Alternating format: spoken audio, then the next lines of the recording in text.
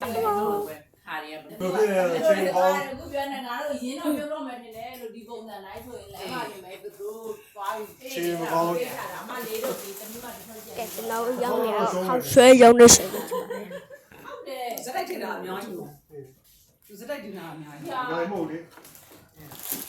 ကျွန်တော်ရှုံးလာတာ ခေါက်ဆွဲ ပြီးဆိုရလေးဖြစ်မှာ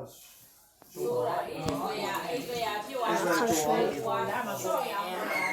ကြာသွားပြီအဲ့ဒါပြောတာလေဒီတမျိုးကအနည်းဆုံး2လ1လလောက်ထားရအောင်ပါ ဒါကိုနေလာမသိဘူးငါလည်းလေကြီးတော့လေ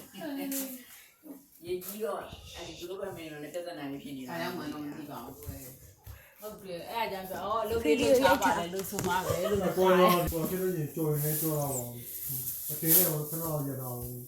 တော့တင်အောင်မဟုတ်ဘူးလေဒီကတော့တင်တော့မဟုတ်ပါဘူးတော့အားရပါများတယ် ဟိုကိုအလုပ်လုပ်စားကမှအကျွေးကြတာပဲ ။ဟာမင်းမရပေါ်ဘူးလေအများကြီးဘလို့မလို့မြောက်တယ်ဒီနေ့ပဲခုံလူတွေအများကြီး အဲ့ဒါပြောတာဗောအဲ့ဒီဟာပဲဟိုဘက်ဆက်ဖို့ကလည်းသူတို့ကဘဲခောက်ဆိုပဲလူရင်တာ ဟုတ်တယ်။ညာလေဒီမှာလည်းပဲခောက်တယ်ပေါ့မရှိပါဘူးလာလည်းမလားဒါရင်ပြောပါမယ်ဆိုတော့ရှင်းမှဘလို့ပြောလို့ရ ဟုတ်တယ်လို့ဟိုသမီးမှလည်းဟိုကောင်လေးပြနှစ်ထုပ်ကြံသေးတယ်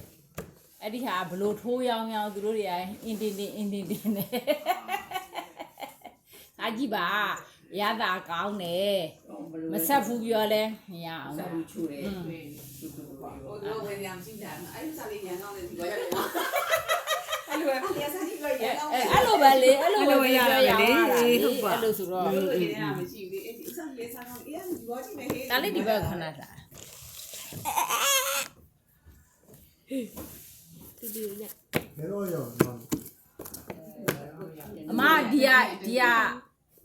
ဒါလည်းမဟုတ်တော့ဖြားပြီးတော့ဟုတ်ဒါမင်းကြီးတာ